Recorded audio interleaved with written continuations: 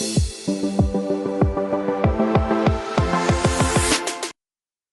Guys, welcome to my YouTube channel.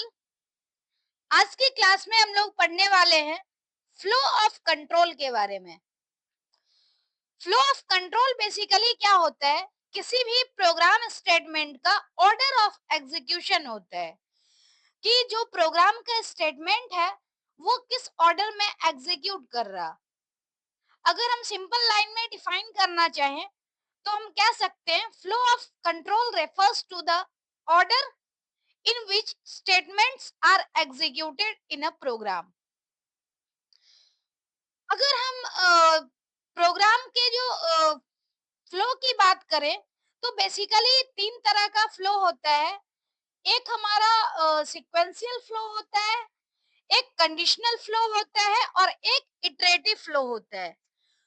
By default किसी भी programme का जो ऑर्डर होता है वो सीक्वेंशियल होता है, इसलिए कि हम लोग जैसे प्रोग्राम स्टेटमेंट लिखते हैं सेम उसी वे में प्रोग्राम का जो एग्जीक्यूट होने का ऑर्डर होता है सेम होता है। जैसा स्टेटमेंट लिखते हैं उसी वे में स्टेटमेंट एग्जीक्यूट होता है। कंडीशनल फ्लो में क्या होता है कि वेरियस कंडीशन के आधार पर फ्लो ऑफ कंट्रोल को हम लोग कंट्रोल फ्लो को हम लोग चेंज कर सकते हैं। कंडीशन के अकॉर्डिंग डिपेंड करेगा कि प्रोग्राम का एग्जीक्यूशन किस डायरेक्शन में होगा, कैसे फ्लो होगा। इटरेटिव फ्लो का मतलब होता है कि किसी पर्टिकुलर स्टेटमेंट को बार बार रिपीट करना। बेसिकली हमें अगर फ्लो ऑफ कंट्रोल की बात कहें तो हमें तीन तरह का फ्लो ऑफ कंट्रोल पढ़ना है। और बाय डिफॉल्ट सीक्वेंशियल है तो सीक्वेंशियल के बारे में हमें नहीं पढ़ना है ज्यादा, क्योंकि ये ऑटोमेटिक हम कुछ इसमें चेंज करें या ना करें स्टेटमेंट में ये अपने आप ही सीक्वेंशियल मैनर में फ्लो करता है। हमें जो बेसिकली डिटेल में पढ़ना है वो पढ़ना है कंडीशनल फ्लो और इटरेटिव फ्लो। सबसे पहले हम स्टार्ट करते हैं सीक्वेंशियल फ्लो की, उसके बाद हम लोग कंडीशनल और इटरेटिव फ्लो के बारे में पढ़ेंगे, फिर हम इसकी डिटेल में भी पढ़ेंगे। तो स्टार्ट करते हैं हम लोग एग्जाम्पल के साथ ही सीक्वेंशियल फ्लो का। अगर सीक्वेंशियल फ्लो की बात करें तो सीक्वेंशियल फ्लो बेसिकली होता है the default control flow in a program is sequential flow.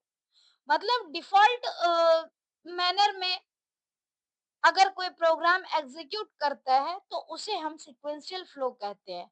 Sequential flow में बेसिकली क्या होता है कि जो प्रोग्राम का एग्जीक्यूशन होता है, प्रोग्राम स्टेटमेंट एग्जीक्यूट करता है line by line, one by one execute करता है उस सेम ऑर्डर में जिस वे में लिखा गया हो।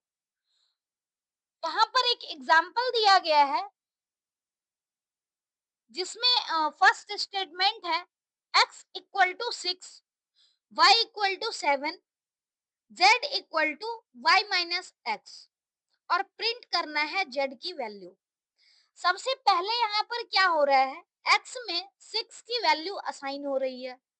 दूसरा स्टेटमेंट है y इक्वल टू 7, मतलब यहाँ पर क्या है, y में 7 वैल्यू असाइन हो रही है। उसके नेक्स्ट स्टेटमेंट में क्या हो रहा है, y माइनस एक्स, यानी y में से x की वैल्यू माइनस करके इसके रिजल्ट को हम लोग z में स्टोर कर रहे हैं, z नाम के वेरिएबल में, और फाइनली z नाम के वेरिएबल को हम प्रिंट कर रहे हैं। तो इस तरह से जिस ऑर्डर में प्रोग्राम लिखा गया है इसी वे में प्रोग्राम एग्जीक्यूट भी कर रहा है। नेक्स्ट सीक्वेंशियल फ्लो के बाद आता है कंडीशनल फ्लो। अगर हम कंडीशनल फ्लो की बात करें तो basically conditional flow refers to execution of certain statement only if a specific condition is met.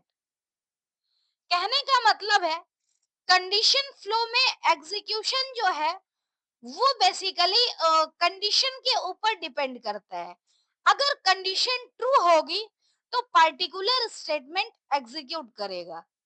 और इस तरह के फ्लो के लिए बेसिकली हम लोग जो स्टेटमेंट यूज करते हैं वो कंडीशनल स्टेटमेंट होता है, जैसे कि if, if else, if, elif else, ये सभी बेसिकली कंडीशनल फ्लो स्टेटमेंट है।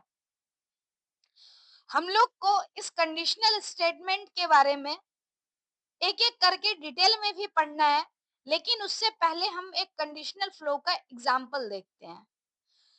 यहाँ पर जो एग्जाम्पल दिया गया है, इस एग्जाम्पल में बेसिकली फर्स्ट स्टेटमेंट है जिसमें हम यूजर से इनपुट ले रहे हैं और यूजर से इनपुट फंक्शन के थ्रू इनपुट लेते हैं। इनपुट ले करके और इसकी वैल्यू को हम नम नाम के वेरिएबल में स्टोर कर रहे हैं। अब यूजर जो भी वैल्यू इनपुट देगा उसके आधार पे हमें चेक करना है कि जो एंटर्ड नंबर है वो ग्रेटर देन 5 है या फिर लेस देन 5 है। तो मतलब हमने क्या की, एक सर्टेन कंडीशन दे दी। अब कंडीशन अगर ट्रू होगा तो कोई और स्टेटमेंट एग्जीक्यूट होगा और कंडीशन फॉल्स होने के बाद कोई और स्टेटमेंट एग्जीक्यूट होगा। तो यहाँ पर हमने दिया है condition if num greater than 5, मतलब जो यूजर इनपुट देगा वैल्यू उसको हम लोग चेक करेंगे कि नंबर जो है वो ग्रेटर देन 5 है या फिर नहीं है। तो कंडीशन चेक करेंगे, अगर कंडीशन ट्रू होगी तो प्रिंट स्टेटमेंट एग्जीक्यूट करेगा, अगर कंडीशन फॉल्स होगी तो एल्स पार्ट का प्रिंट स्टेटमेंट एग्जीक्यूट होगा।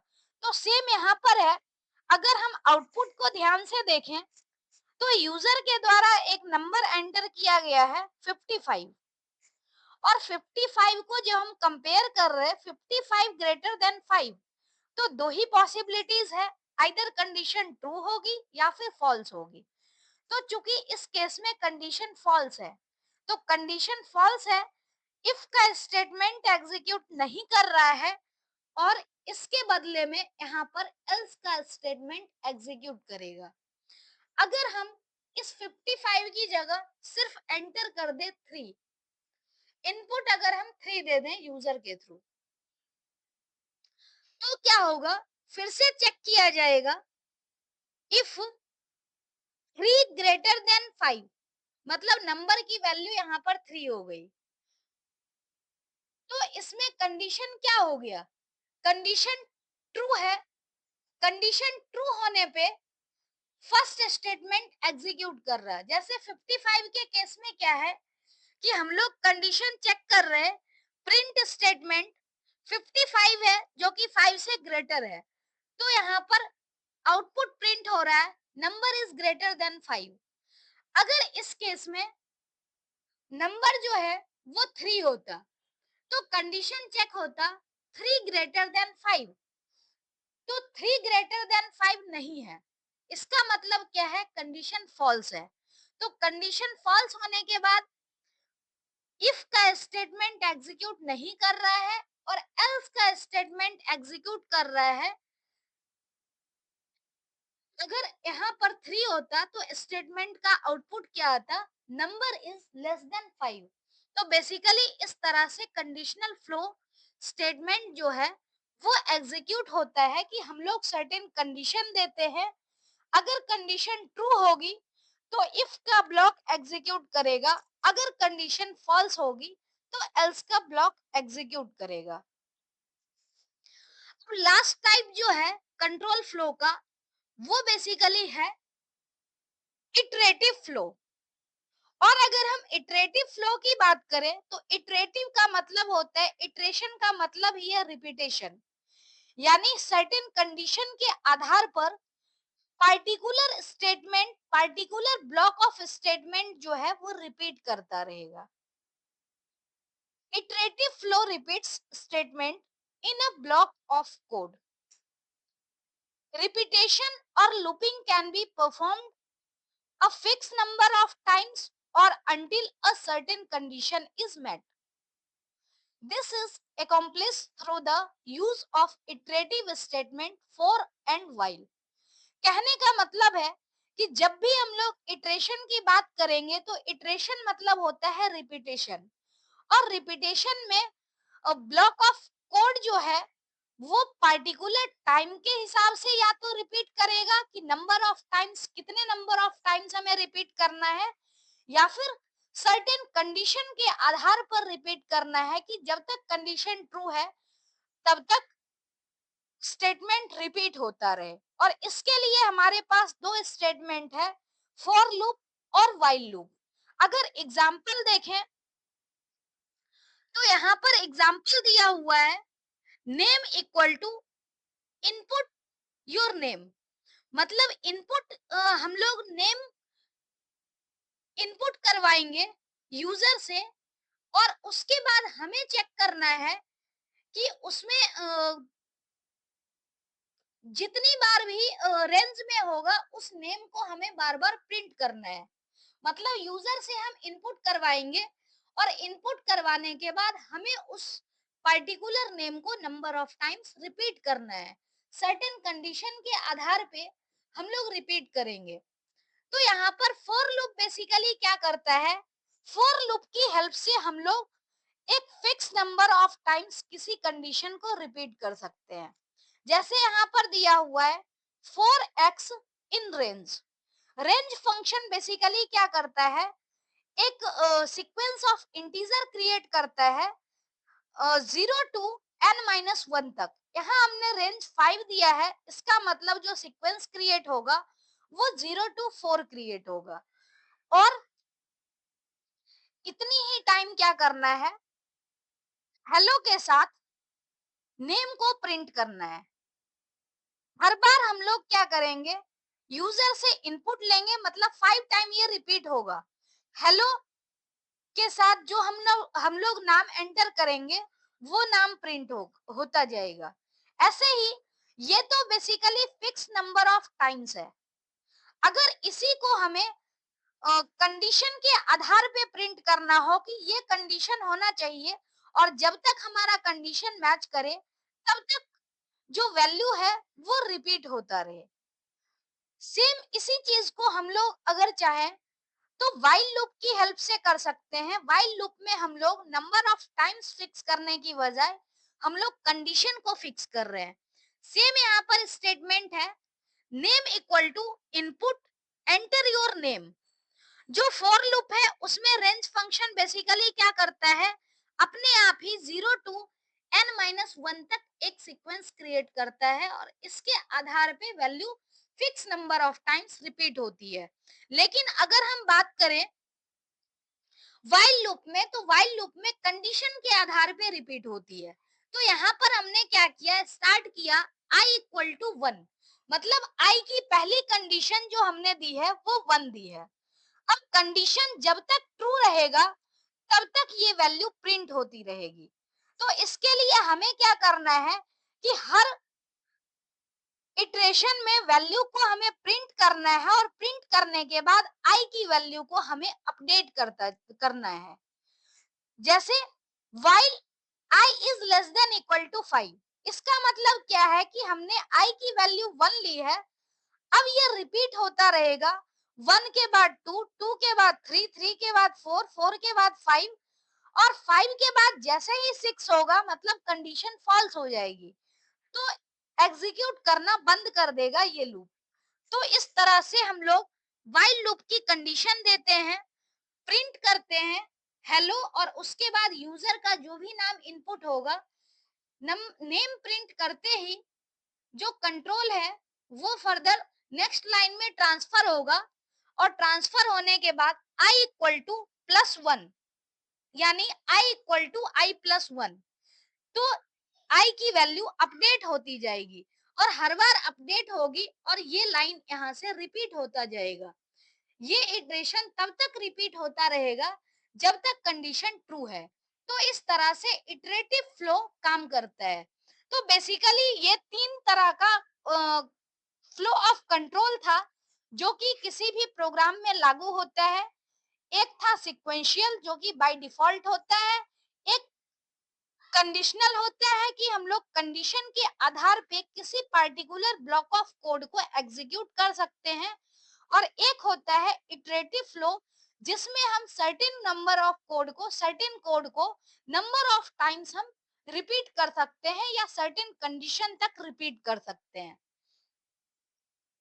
अब जो हमें पढ़ना है, बेसिकली आज की क्लास में हम लोग कंडीशनल स्टेटमेंट को डिटेल में पढ़ेंगे, और जो अगली क्लास होगी उस क्लास में हम लोग इटरेटिव स्टेटमेंट को डिटेल में पढ़ेंगे।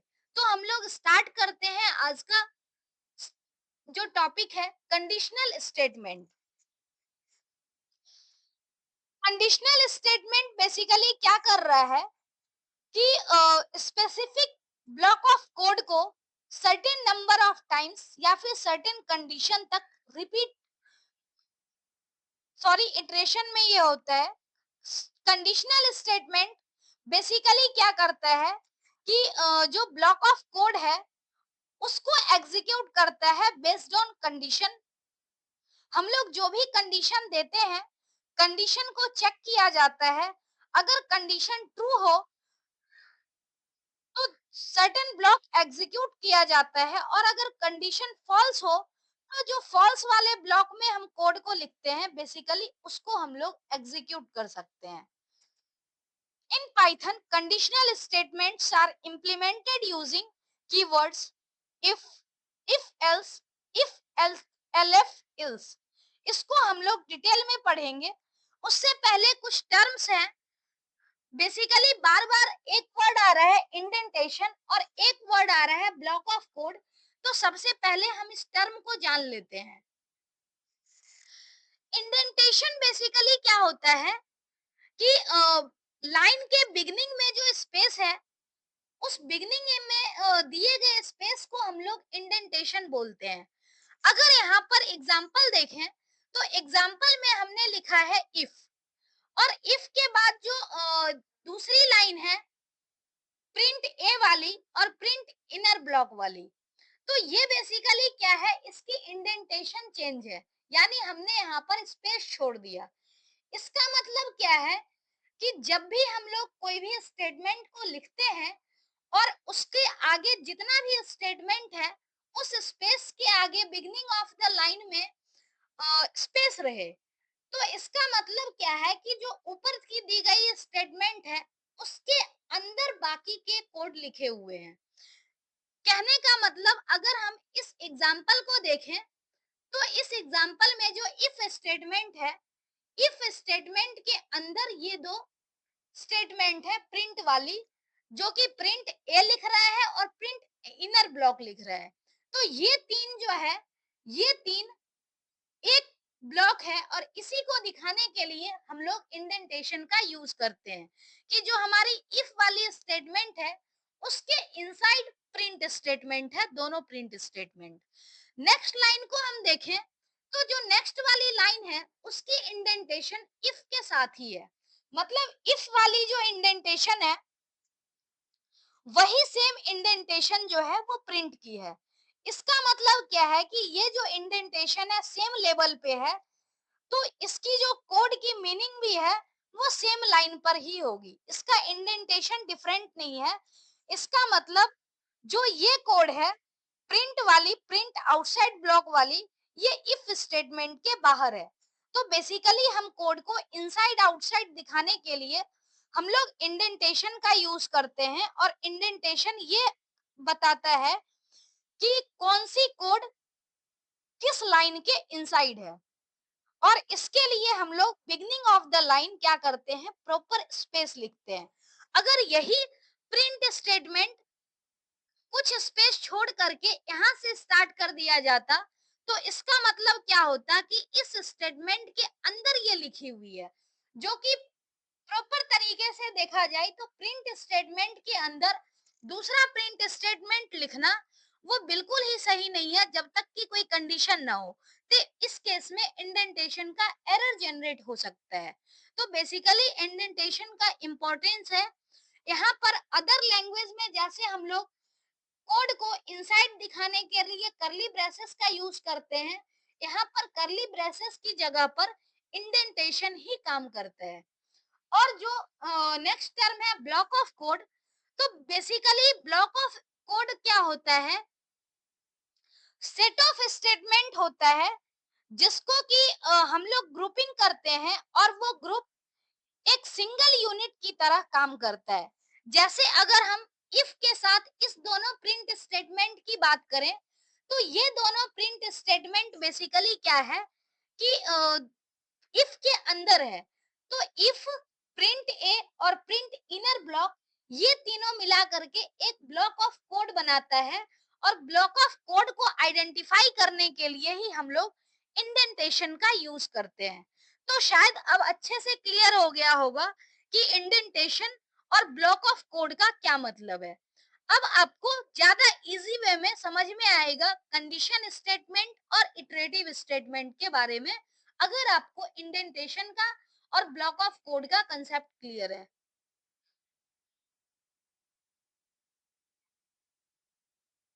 जो कंडीशनल स्टेटमेंट है, कंडीशनल स्टेटमेंट में फर्स्ट स्टेटमेंट है इफ स्टेटमेंट, और ये सबसे सिंपल कंडीशनल स्टेटमेंट है।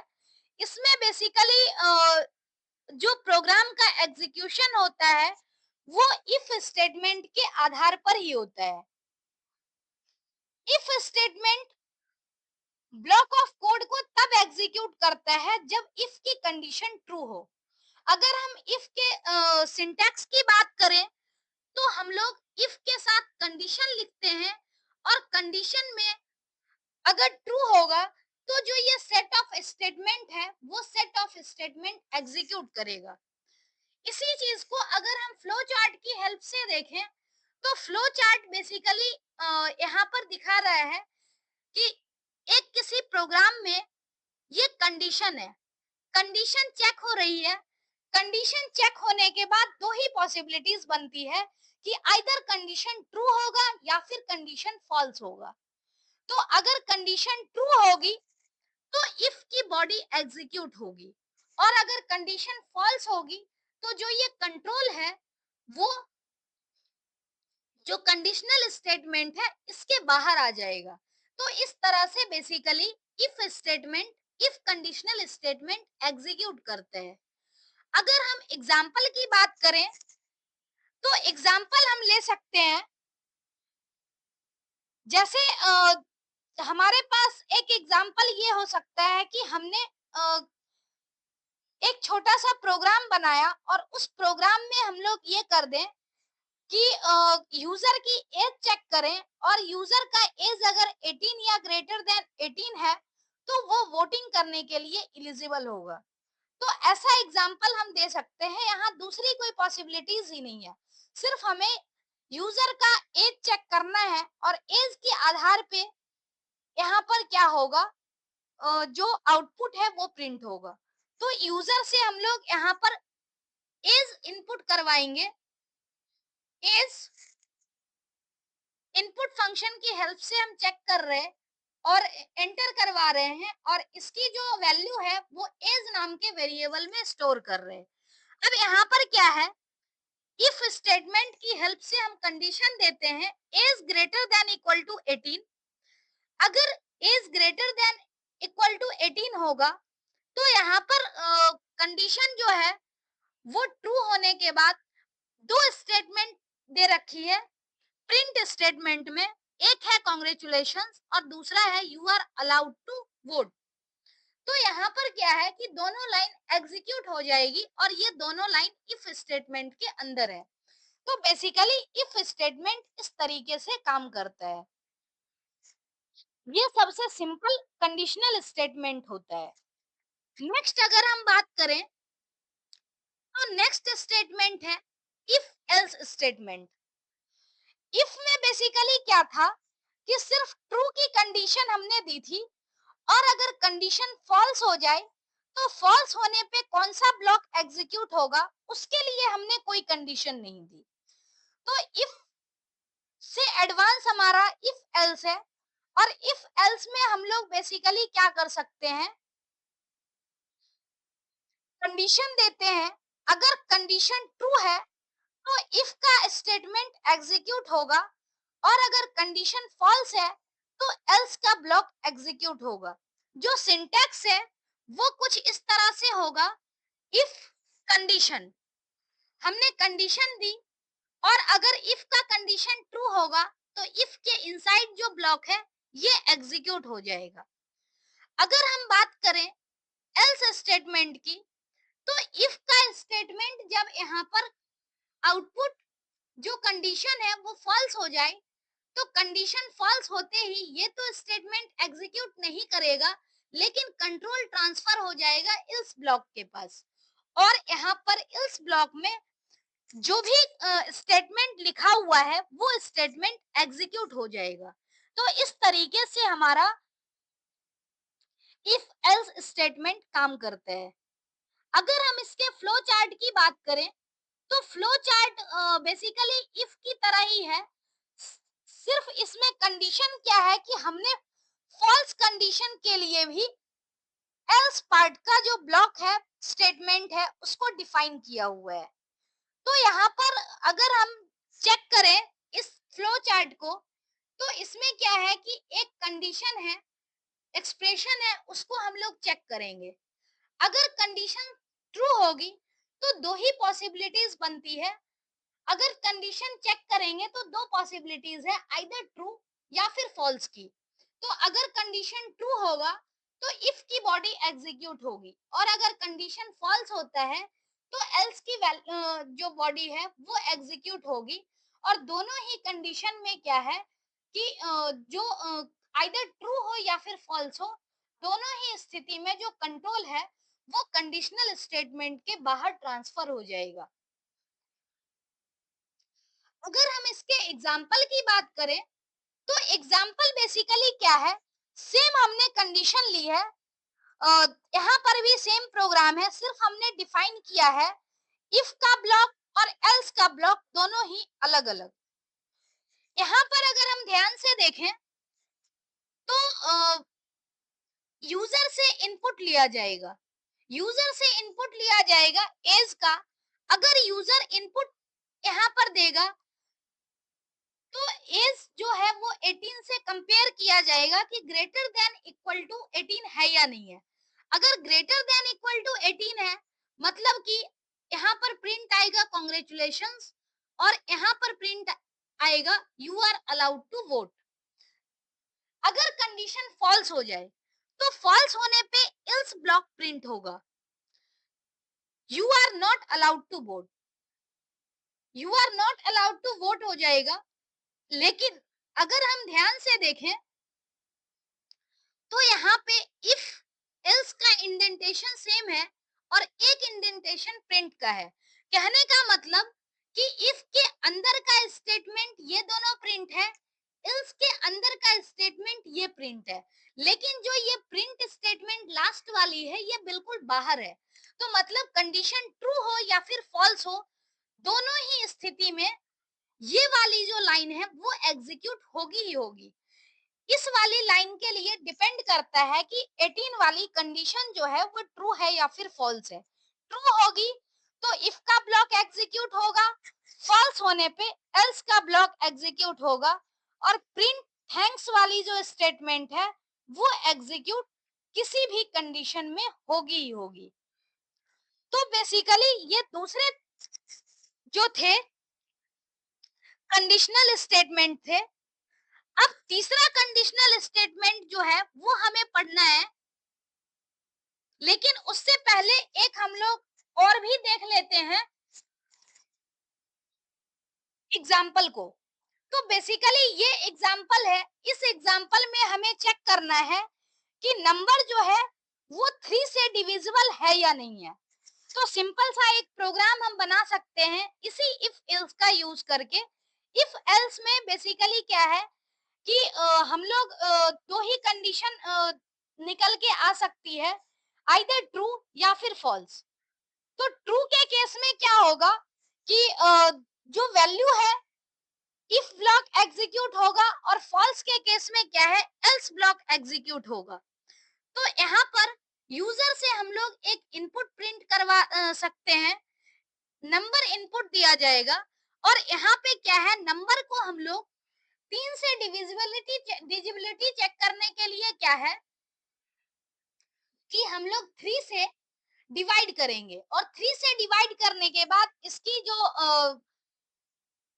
रिमाइंडर है उसको कंपेयर करेंगे कि 0 है या नहीं है। अगर रिमाइंडर 0 होगा तो यहाँ पर क्या होगा कि जो नंबर है वो डिविजिबल होगा 3 से। तो अगर कोई नंबर है उसका रिमाइंडर फाइंड आउट करने के बाद 0 आ रहा है तो स्टेटमेंट प्रिंट क्या होगा, नंबर और इज डिविजिबल बाय 3। इस जो स्टेटमेंट है वो इसके नीचे होगा। ये लाइन यहाँ से टाइप हो गई है, ये नेक्स्ट लाइन में जाना था। दूसरा क्या है, अगर रिमाइंडर 0 नहीं होता है इट मींस कंडीशन फॉल्स हो गई और इस केस में क्या है 3 से डिवाइड नहीं होगा तो एल्स ब्लॉक यहाँ पर एग्जीक्यूट होगा। अगर हम इसके आउटपुट की बात करें तो यहाँ पर एग्जाम्पल दिया हुआ है, इसमें नंबर एंटर किया है 601। अब 601 को हमें चेक करना है कि 3 से डिविजिबल है या नहीं है। तो 601 चूंकि 3 से डिविजिबल नहीं है, अगर हम इसको 3 से डिवाइड करते हैं तो रिमाइंडर 1 आता है। रिमाइंडर 1 आता है जबकि कंप्लीटली डिविजिबल होने के लिए रिमाइंडर 0 आना चाहिए। तो इसका मतलब है कि इफ का ब्लॉक एग्जीक्यूट नहीं करेगा, कंडीशन फॉल्स है। इस कंडीशन में एल्स का ब्लॉक एग्जीक्यूट करेगा और एल्स का ब्लॉक एग्जीक्यूट करने के बाद जो आउटपुट आएगा वो लिखा आएगा गिवन नंबर जैसे 601 है तो 601 इज नॉट डिविजिबल बाय 3। तो बेसिकली इस तरह से हम इफ एल्स स्टेटमेंट का यूज कर सकते हैं। नेक्स्ट जो लास्ट कंडीशनल स्टेटमेंट है वो बेसिकली है इफ एलएफ एल्स स्टेटमेंट। इसका मतलब क्या है कि कई बार हमें मल्टीपल कंडीशन भी चेक करने होते हैं और मल्टीपल कंडीशन चेक करने के लिए हम लोग क्या करते हैं, इफ एलिफ एल्स स्टेटमेंट का यूज करते हैं। एलिफ का मतलब होता है else plus if, else plus if मिला करके बनता है एलिफ। कहने का मतलब यह है कि जब हम लोग फर्स्ट कंडीशन को चेक करते हैं तो फर्स्ट कंडीशन चेक करने की जो पॉसिबिलिटी होती है वो दो होती है, आइदर ट्रू या फिर फॉल्स। तो अगर फर्स्ट कंडीशन की वैल्यू ही ट्रू आ गई तो यहाँ पर एग्जीक्यूट होगा इफ ब्लॉक। अगर फर्स्ट कंडीशन फॉल्स आ गई तो मतलब इफ की हेल्प से क्या होगा, दूसरा कंडीशन चेक होगा। दूसरा कंडीशन चेक होने में फिर पॉसिबिलिटीज क्या हो सकती है कि आइदर ट्रू या फिर फॉल्स होगा।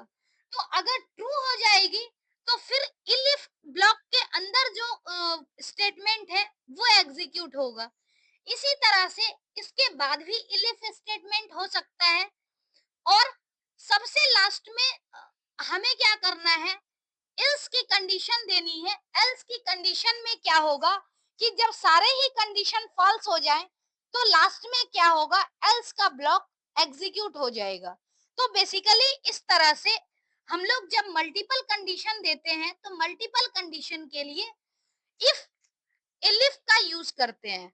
अगर इससे भी ज्यादा कंडीशन देनी होती है, जब 3-4 कंडीशन से ज्यादा हो जाए तो इस केस में हमारे पास एक और स्टेटमेंट होता है जो स्विच केस स्टेटमेंट कहा जाता है। तब उस कंडीशन में हम लोग स्विच केस स्टेटमेंट का यूज करते हैं। नेक्स्ट यहाँ पे बात आती है कि हमें एक प्रोग्राम लिखना है। प्रोग्राम में जैसे परसेंटेज के आधार पे हमें ग्रेड प्रिंट करना हो तो इसके लिए हम लोग मल्टीपल कंडीशन दे सकते हैं। और मल्टीपल कंडीशन देने के लिए फिर क्या है कि हमें मल्टीपल स्टेटमेंट की कंपैरिजन हमें करनी होगी और उसके करस्पॉन्डिंग जो है वो हमें आउटपुट प्रिंट करना होगा। तो यहाँ पर जो एग्जाम्पल दिया हुआ है बेसिकली इसमें क्या है कि यूजर जो है अपनी परसेंटेज इनपुट देगा और परसेंटेज के आधार पे उसका ग्रेड प्रिंट होकर के आएगा। तो यहाँ पर हम इफ का जो कंडीशन दे रहे हैं, इफ में हम लोग चेक कर रहे हैं कि कंडीशन जो है वो ग्रेटर देन इक्वल टू 75 है या नहीं है। अगर ग्रेटर देन इक्वल टू 75 है, इट मीन्स क्या है कि यहाँ पर प्रिंट जो होगा वो होगा डिस्टिंक्शन। अगर इन केस ये कंडीशन फॉल्स हो गई तो क्या होगा, कंट्रोल अगले इलिफ स्टेटमेंट पे ट्रांसफर हो जाएगा और उसके बाद क्या है, फिर से परसेंटेज चेक होगी। जैसे मान लो हम लोग एक एग्जांपल ही ले लेते हैं कि यूजर ने 43% यहाँ पर इनपुट दे दिया, तो 43% में क्या होगा, सबसे पहले 43 का कंपैरिजन 75 से होगा। 75 के इक्वल टू या फिर ग्रेटर नहीं है, मतलब ये कंडीशन फॉल्स हो गई, तो ये स्टेटमेंट हमारा एग्जीक्यूट नहीं होगा। फिर कंट्रोल ट्रांसफर होगा इलिफ स्टेटमेंट पे। अब इलिफ में जो 43 वैल्यू है, 43 परसेंटेज को हम लोग कंपेयर करेंगे 60 से, तो ये भी कंडीशन हमारा फॉल्स हो गया, मतलब ये भी स्टेटमेंट एग्जीक्यूट नहीं होगा। अब नेक्स्ट कंडीशन पे कंट्रोल ट्रांसफर हो जाएगा। नेक्स्ट कंडीशन पे कंट्रोल ट्रांसफर होगा, फिर इसकी परसेंटेज से कंपैरिजन होगी। यहाँ पर भी कंडीशन जो है वो कंडीशन ट्रू नहीं हो रही है, इट मींस ये स्टेटमेंट भी यहाँ पर एग्जीक्यूट नहीं होगा। नेक्स्ट टाइम फिर कंडीशन जो है वो कंट्रोल ट्रांसफर हो जाएगा इलिफ पे, और अब की बार क्या है कि हम लोग जो कंपैरिजन कर रहे हैं, तो वो comparison 43 greater than equal to 40 का ये कंडीशन ट्रू हो रहा है। इट मींस जो स्टेटमेंट है वो ग्रेड सी यहाँ पर प्रिंट हो जाएगा। और इनकेस ये कंडीशन भी फॉल्स हो जाती तो लास्ट में कंट्रोल इस ब्लॉक पे ट्रांसफर होता और उस केस में प्रिंट क्या होता, ग्रेड डी। तो इस तरह से आपका इलिफ स्टेटमेंट काम करता है। इसमें बेसिकली हम लोग मल्टीपल कंडीशन चेक करते हैं। तो ये वाली जो वीडियो थी इसमें बेसिकली हमने एक तो प्रोग्राम में कितने तरह का फ्लो हो सकता है उस फ्लो के बारे में हमने पढ़ा, और साथ ही कंडीशनल फ्लो के बारे में डिटेल में पढ़ा। जो हमारी नेक्स्ट वीडियो होगी उसमें हम लोग इटरेटिव स्टेटमेंट के बारे में पढ़ेंगे विथ एग्जांपल, जैसे हमने कंडीशनल स्टेटमेंट के बारे में पढ़ा है। तो आज के लिए इतना ही। Thank you. चैनल पर बने रहिए। Thank you so much.